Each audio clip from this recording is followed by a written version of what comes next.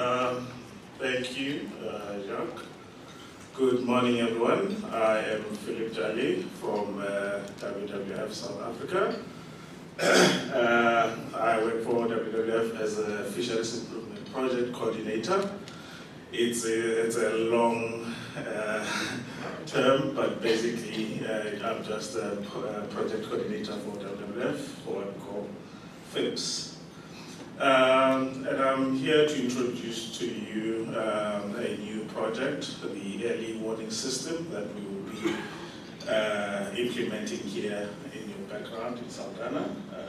So I hope by the end of this presentation you'll be just as excited as we are about this project, and you'd definitely have some questions maybe that I could clarify. Before I could start, I would like for us to imagine a world without whales. What would we say that sort of world would look like? Any takers? Thank you. I personally can't imagine any such world. So they definitely contribute a lot towards our lives. I mean, we enjoy whale watching, we benefit from the tourism benefits that promote this. So they are important to the environment. So we definitely need such animals, whether it's whales, whether it's dolphins, or any other cetaceans. So I'm specifically mentioning whales and dolphins because that's where the birth of this project came from. So as I mentioned, I'm a Fisheries Improvement Project Coordinator. What I was doing was working with the Bivalve Shellfish Farmers Association of South Africa and DFFE and SODEN, South African Whale Disentanglement Network, on a fishery improvement project, or what we call a FIP. You'll notice I like acronyms, so I'll be calling a lot of acronyms going forward. I'll be saying EWS, I'll be saying FIPS, but yeah, I hope you know what FIPS are now. So this FIP was focusing on improving environmental impacts within the aquaculture industry. So we've been working closely with the road-grown mussel farmers just to make sure that there's less of an impact on the environment, but also that there's better management structures in place.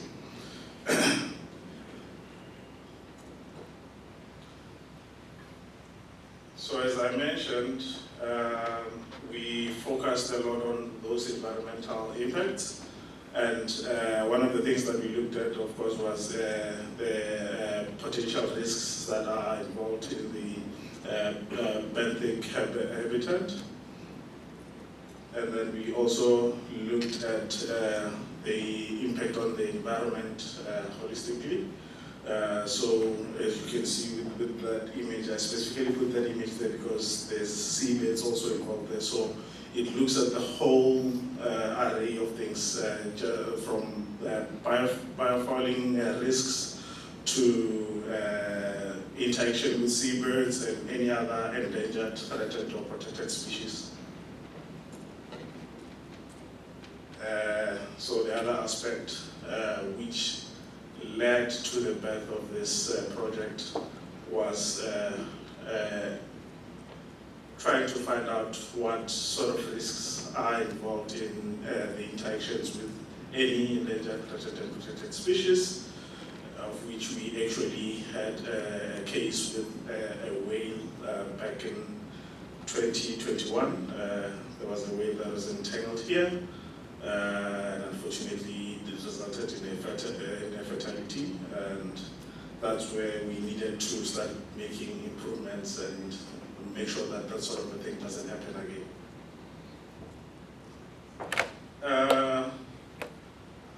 Then the reason I also spoke about waste to begin with, so we've noticed that there's been a growing presence of whales in the area. There's superpods that have been noticed all through the wild coast, the west coast, especially here in Southern as well. So these whales are normally on a feeding frenzy around here, and they, of course, are not concentrating on any other thing other than bathing or this feeding frenzy. They're not gonna see any ships that they might be tagged with. They might not. Well, they're also curious beings. They're gonna try and go through these rope-grown muscle structures where they might end up being entangled. So there's a high risk of such happening because of these growing numbers of the whales. In case you're wondering, I'm not making up this. So there's a lot of scientists that are actually studying this. I know Simon Alvin is here, Dr. Simon Alvin. There's Dr. Alice Vermeulen as well. So I actually got this stats from her. So if you look at the graph there, you'll see that with the blue lines, that kept in growing throughout the years. You could see it's from 1972, it started from 1972 to about 2018. You'd notice that with that blue line, which normally represents paired weights, say maybe one with a calf, the numbers have been growing. So that sort of indicates that they've been coming in these certain groups. Then that red line represents the ones that were found as individuals. So you could see the trend there that there's definitely a lot more that come as groups or in pairs. This is just one of the spots where there was a whale entanglement. You would know that in the outer bay here there was some aquaculture structures. So unfortunately there was a whale entanglement that resulted in that mortality. So that's why we sort of have our focus here for this particular project.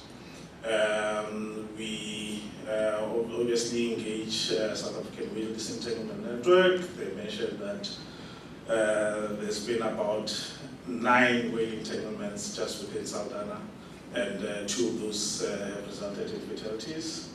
And of course, as you would see from the pie chart, you would say it's a small number maybe because aquaculture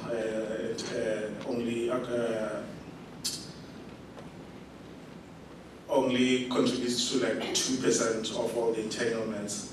But we see that as a significant number given that there's this increasing number of whales that we keep seeing, but also that there's potential for the aquaculture industry to grow as well.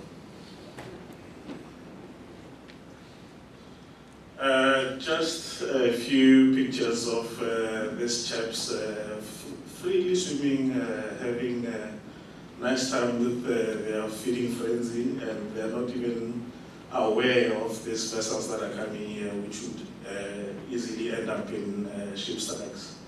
So this is one of the things that we also want to look at and make sure that we deter this sort of things, not only just focusing on entanglements, but making sure that we also minimize the risks of ship strikes.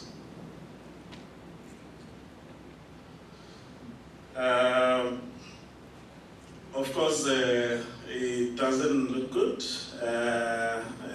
There's obviously going to be media attention. There's going to be a lot of attention from NGOs. I'm one of those people that will come knocking whenever there's such issues. And I'm sure we all don't want a situation where everyone perceives Saldanha Bay to be a place where these whales would be facing short fatalities here due to these ship strikes and entanglements.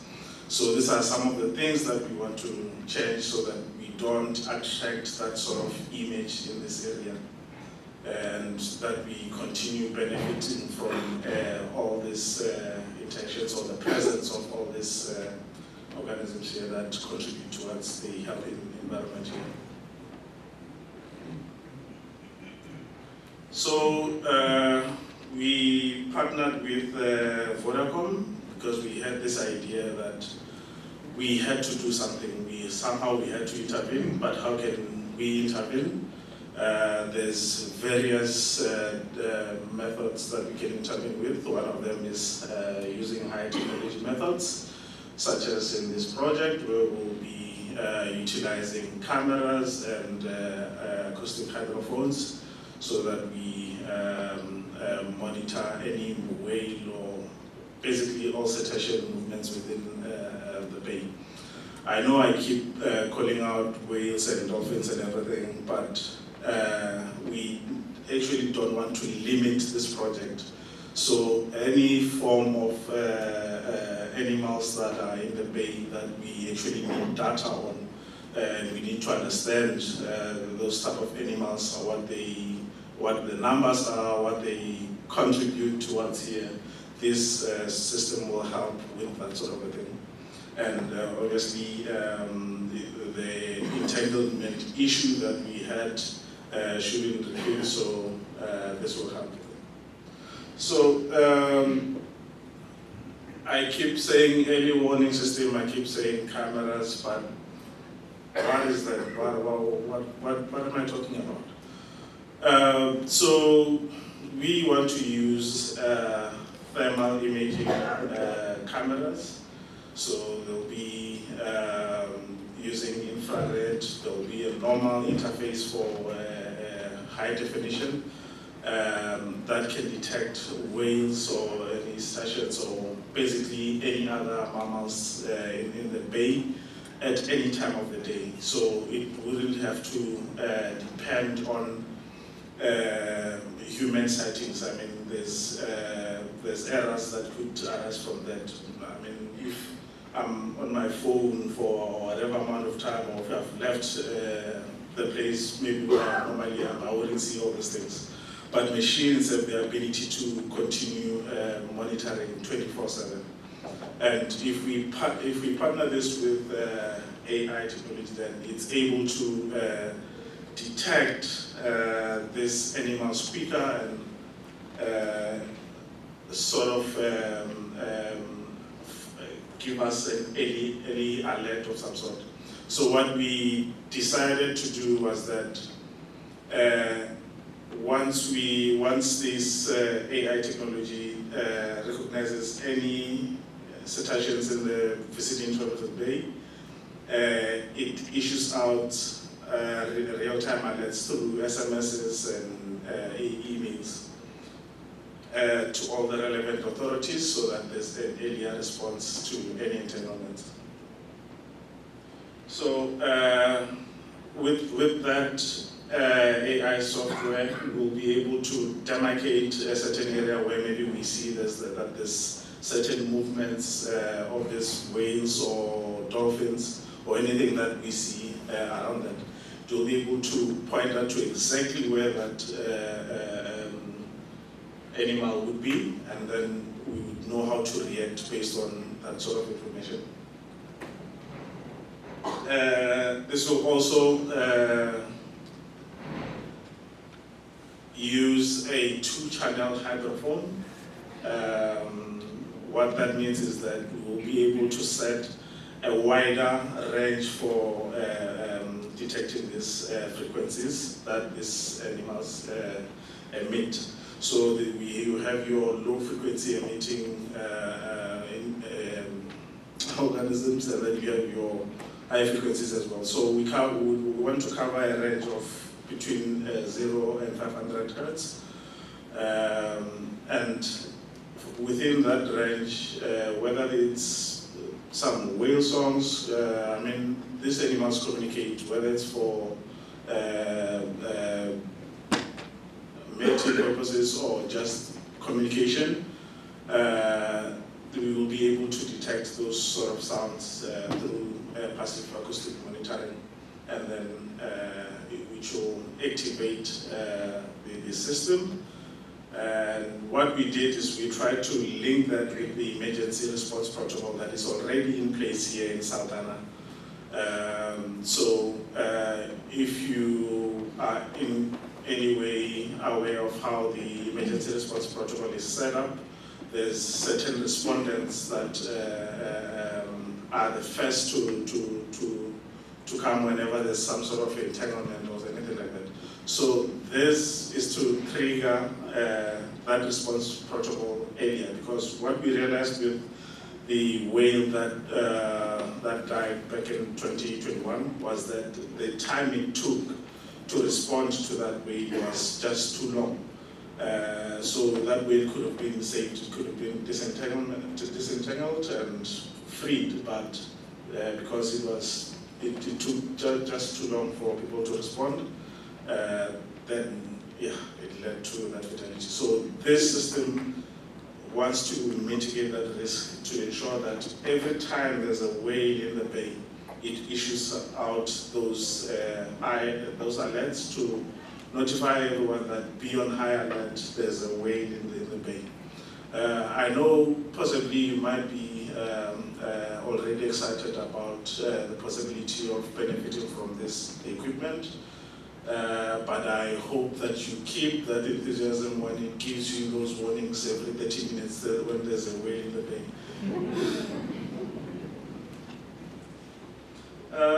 So we've also focused on capacitating people that will be able to disentangle these whales. So we've been working closely with the South African Whale Disentanglement Network, DFFE Aquaculture, and conducting these trainings. So we've worked with subs, we've worked with the UCT diving unit, we've worked with a lot of people, the operators themselves as well, get this training so that in any moment that there's such an entanglement, there should be someone close by who will be able to respond quick. It doesn't have to always be an SRI that is here, but like anyone who has the know-how and who's in close proximity should be able to somehow at least control the situation, if not to disentangle it. I mentioned that we do not want to limit the capabilities of this equipment. One of the things that we were doing through the Fisheries Improvement Project was that we would monitor any other animals that possibly interact with those aquaculture infrastructure. So, or rather, are just in the aquaculture development zone. So we look at things like penguins, we look at things like seals, whatever you can think of, anything in the bay. So we need that sort of data as well to understand what sort of species could be found here. And among those, you'll definitely find that some are endangered and some are protected, and that's data that's needed.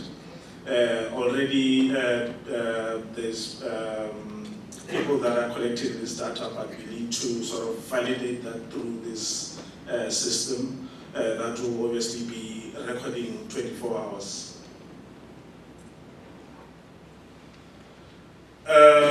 So this will be installed here on Marcus Island. The hydrophone will be powered through the lighthouse there in Marcus Island, whilst the cameras will be placed on top of pod control, on the roof of pod control there. Because we feel that if you look at the picture on your right, all that green part is what could be viewed from pod control. That's what's possible, but but with these current cameras that we have, they only operate on a 5 kilometer radius. So as much as I'm highlighting what's possible through all this green color, but we'll only be able to focus on a 5 kilometer radius.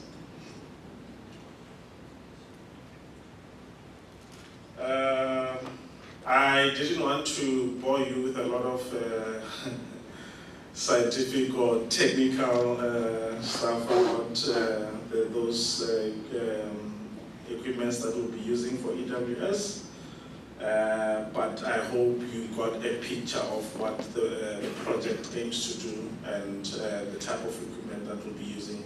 But of course, if you are interested, I'm happy to provide any sort of answers if you have questions.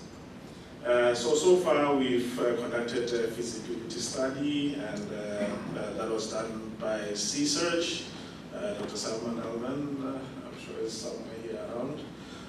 Yeah, he was able to suggest a lot of places where we could sort of install this, how we could help, what the next steps that we could take in terms of growing the project. And yeah, we sort of have an idea now of what we will do going forward. So the installation will be in a few weeks. As you mentioned, I kept saying, as you heard, I kept mentioning that we will. I didn't say we have or whatever. So we'll only be installing in the next few weeks. Hopefully in the next State of the Bay, I'll get an invite to update you about what we would have found. We obviously want to conduct certain studies and make sure that we understand it to a full extent what sort of interactions we have with the cetaceans here, which is why we have people like Simon here and other researchers involved. So after the installation, obviously we'll test out the equipment and make sure that we keep improving the AI programming so that we don't limit the technology. Any other things that you would be interested in as people that are in Saldanha, that have vested interest in Saldanha, we would be able to modify this AI to be able to cover anything that would be of interest, as long as it's within the strengths of the equipment. And then, yeah, we hope by next year we've already started with that research and have gathered enough, some sort of data, which I'm happy to come back here and report if we are failing or if we are succeeding. Which would then tell us if our system is working and how we'll continue improving that sort of system. So just to summarize, what we aim to do with this project, we aim to reduce these whale entanglements.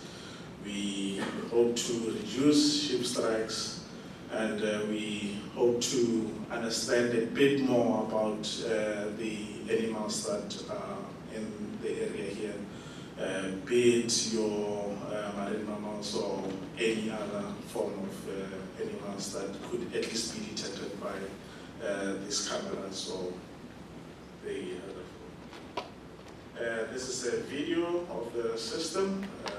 I don't know if there's a sound. No sound.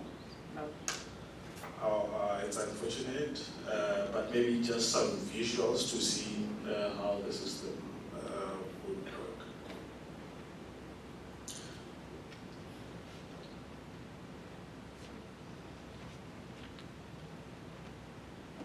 Yeah, I realize that without the sound, this is horrible. But yeah, basically the cameras will be able to work even in harsh conditions, whether it's misty, whether it's at night. They are designed to be able to work like that. As you can see here, the AI is able to detect whales at night. So those are the type of advantages that we would like to have, so that at least we are able to support everyone that has vested interest here in Saldanha, especially since we've been working with the road-grown mussel farmers. They definitely know a bit more about the project because it definitely will benefit them in the long run. They've been on a FIP that aimed to attain MSc certification, but yeah, that's another topic by itself. So yeah, we've consulted a lot of stakeholders. We are working with a lot of stakeholders.